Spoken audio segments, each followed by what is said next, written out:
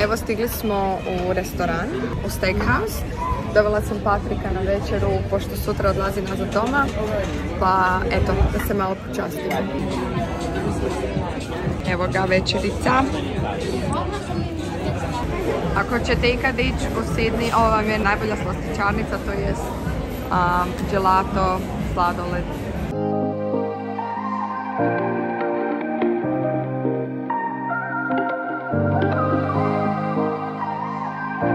Baš vam je lijepo.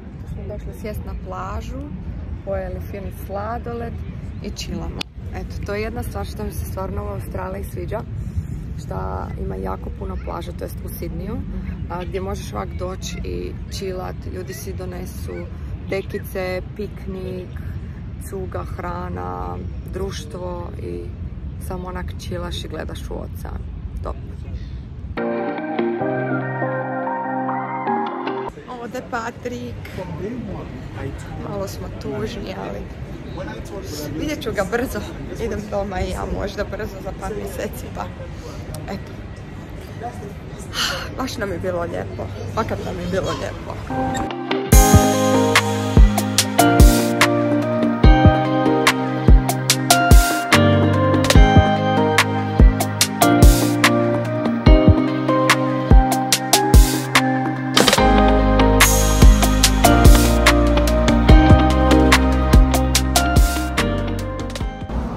Happy Sunday, dragi moji, sretna vam i blagoslovljena nedjelja svima. Evo, ja sam taman završila s misom, idem prema doma. Danas nema Joeya, nažalost on je u Melbourneu ovaj vikend, ali danas mi je bila najdraža misa ikad. Ne mogu vam opisat.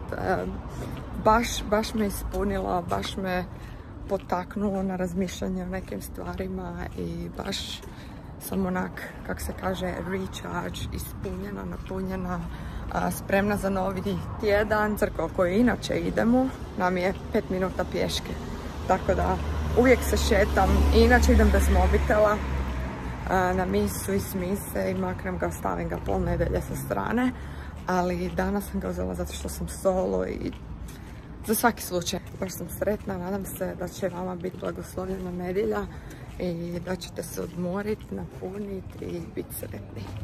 By the way, moramo prokomentirati moje ružne cipele.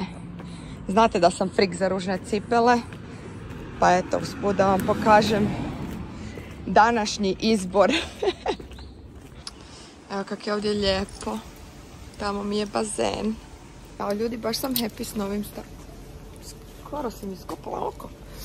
Baš sam happy sa novim stanom. Morat ću vam napraviti neki tur da vidite. Baš sam happy. Kad smo se tu doselili, prvo mi je bio šok i nisam se htjela seliti. Sad kad smo našli ovaj stan, baš sam happy. Čak imamo i bazen, što je ono rijetko u Sydney. Sve cool.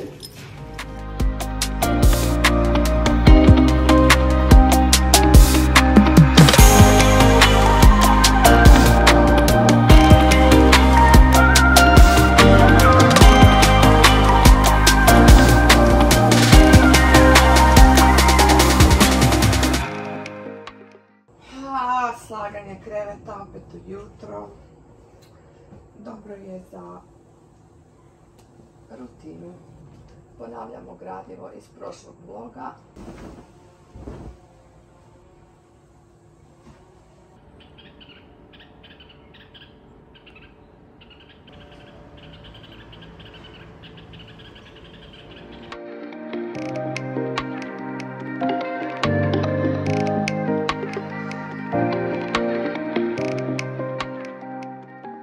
Evo ga, trenutno stanje, moja Justin Bieber pidžama, nesređena faca, nesređena kosa, a na Instagramu ćete vidjeti sve obrnuto. Samo glamur. Nije, ovako vam je to. Pripreme. Evo, Darcy vam pakira odjeću. Say bok! Pa!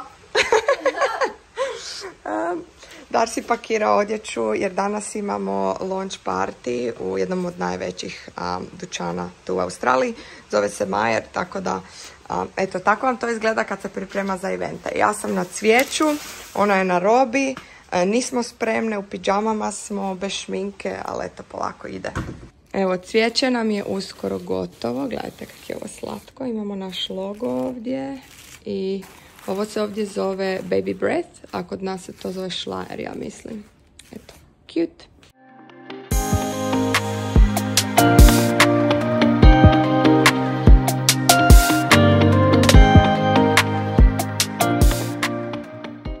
Znači, ljudi moji, ovo je povijesni moment.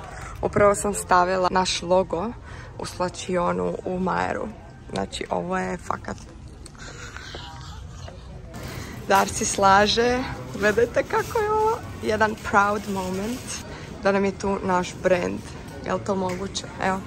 Cvijeće se slaže. To smo već objesile robu. Će ići goodie bags. Pre-cool. Jutro. Evo, petak je danas. Darcy je upravo otišla nazad za Melbourne. Event sinoć je bio odličan. Super je sve prošlo. Skoro svi influenceri su nam došli. I baš je bilo uspješno. Majer je bio zadovoljan. Taman radim post da stavimo na Instagram i da objavimo kako je sve prošlo. I eto, danas imam big day. Moram ići napraviti test zato što imam operaciju i nakon toga imam sastanak, nakon toga idem u showroom od jedne brutalne agencije s kojom ću, nadam se, surađivati. Nakon toga idem u gym, lijep je dan danas, idem si kupiti sve za dijetu ovaj vikend što moram napraviti za operaciju i to je to. Evo, završila sam sa agencijom. Baš je bilo odlično, imam super neke suradnje koje će doći. Sad sam došla tu u Target zato što me zvala bolnica da mi daju sve detalje za operaciju u ponedjeljak. Tako da sam si došla puno u pidžamu, zato kaj volim pidžame i zato što želim biti fresh i cute u bolnici i zato što eto, želim novu pidžamu. Meni su vam Target i Kmart u Australiji najdraži dućani ovak za kuću. Onako za jeftine stvari, a cool stvari. I tu uvijek ostajem onak sat vremena. Tako da ne želim pričati, idem gledati jer mi već oči bježe. Evo što sam kupila za sada. I sad kupujem, mora biti čisti sok od jabuke. Zato što kao pripremu za operaciju ne smijem ništa jesti što je u komadima. Znači 2 dana prije smijem samo piti sok, vodu, čaj i kavu. S tim da ne pijem kavu, tako da eto, ostao mi je čaj i džus. A jedini džus koji smijem je taj od jabuke. Tako da eto, pripreme, kupujem si hranu, idemo samo jako. Subota ujutro, idem napraviti COVID test zato što ne mogu ući u bolnicu ponedjeljak kako ga ne napravim, tako da mrzim ih. Evo ga, tu smo. Završili smo s COVID testom. Ništa strašno, malo me poškakljao, ali presmiješno mi je taj sistem ovdje. Svako ima svoja neka glupa pravila. U bolnici za operaciju mi kažu test ne smije biti stariji od 48 sati. Sad je subota, ja u ponedjeljak imam operaciju. Ja sam htjela jučer ići na test da bude na vrijeme gotov. A test kao ne smije biti stariji od 48 sati.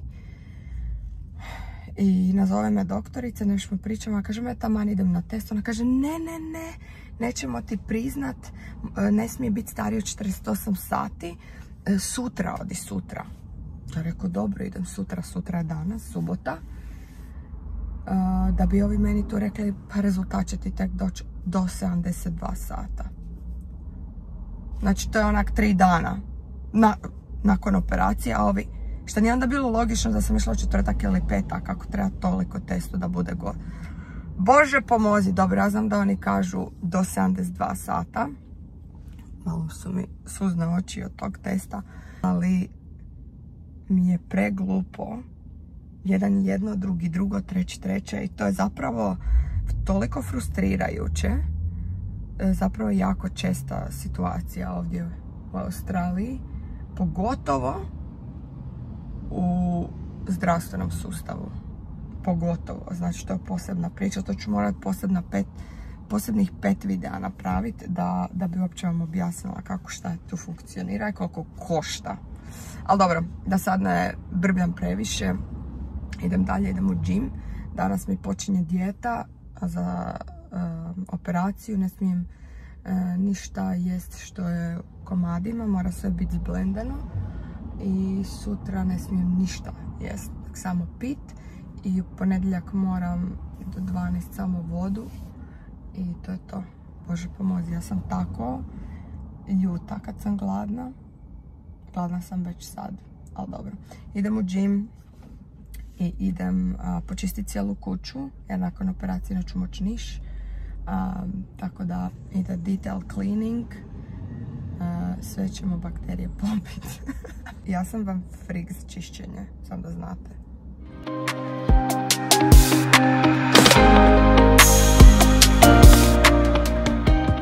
Evo nas tu na plaži, odmah pored Bondi Beach, zove se Tamarama Beach, tu vam nema baš toliko ljudi ko na Bondi.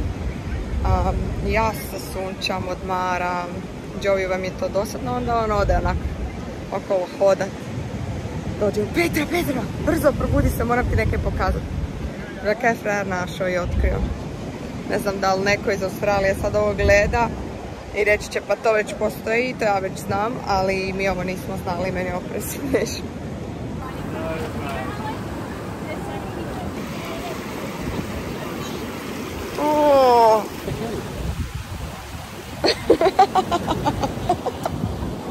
Šta Joey radi na plaži? Ja se sunčam, on traži, uvijek neke traži jer mu je dosadno. I eto, onda nađe ove kaj špricaju. Sam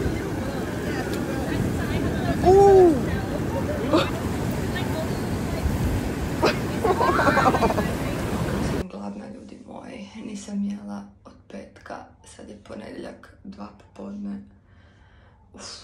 Znači poješću 5 kila ćevapa kad dođem doma.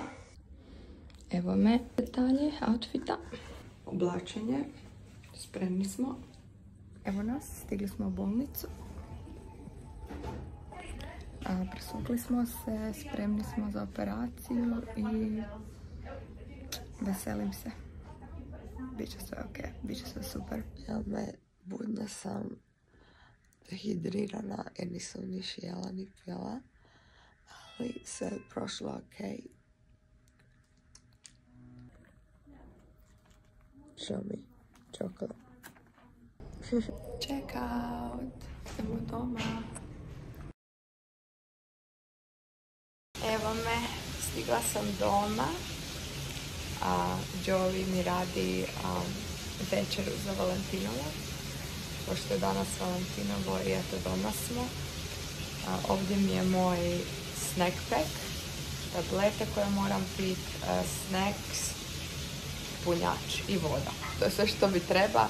Dobila sam cvijeće, me iznenadilo doma i čokoladice i eto, sad ide oporavak laganini. Dobila sam i ove prečudne čarape koje su protiv ugrušaka u krvi, tako da to moram nositi za cirkulaciju. Vidiš kak si dobar muž. Evo naše Valentinovo. Kako treba. Ćevapi, luk i mi. Jel tak? Tako.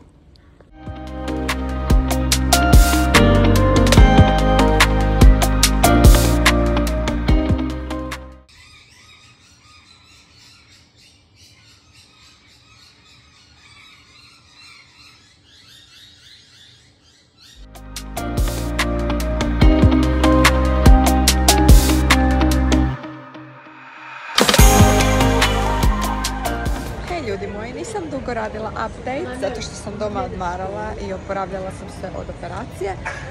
Evo, izašla sam danas prvi put službeno van, da sam se obukla u normalnu odjeću osim pidžame. Malo šminke stavila, išla sam u jednu od agencija ovdje po neku odjeću što sam si trebala uzeti za event večeras. Osjećam se super, malo sam još nekak slaba, ali sam dobro. Evo, došla sam tu u Uniqlo zato što mi imaju najbolje onak obične stvari, basic stvari, znači onak majčice, pamučne i eto, idem u shopping, idem malo u Zari napraviti damage i to je to.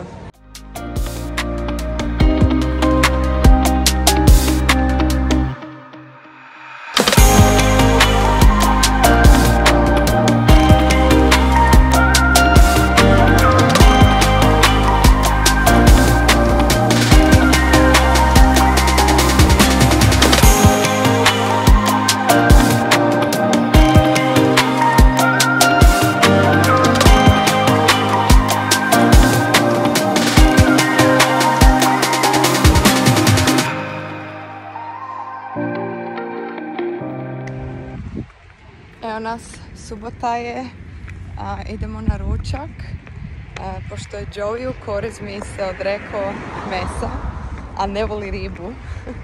Idemo u riblji restoran da ga probamo naučiti na ribu, jer frajer ne mre smisliti ribu.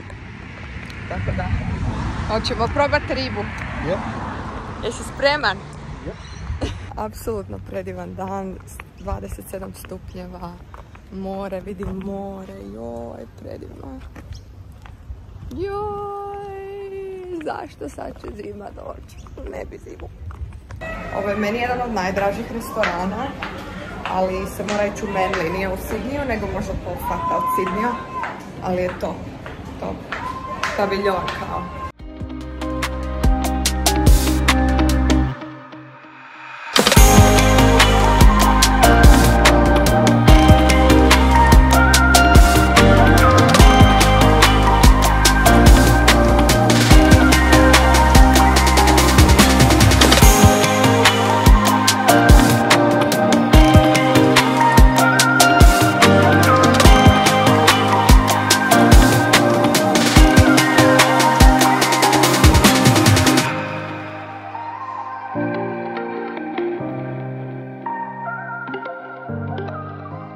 Hej ljudi moji, evo danas je content day, što znači da snimam neke videe za Instagram i TikTok, pa evo da vidite kako to izgleda.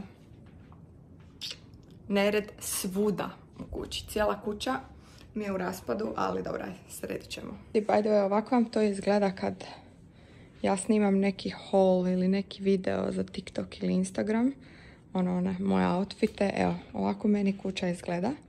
I onda Joey dođe s posla, ovdje je onaj moj kutak, onda Joey dođe s posla i onda onak trebamo sat vremena da se uopće privikne dok ja to sve čistim. Užas.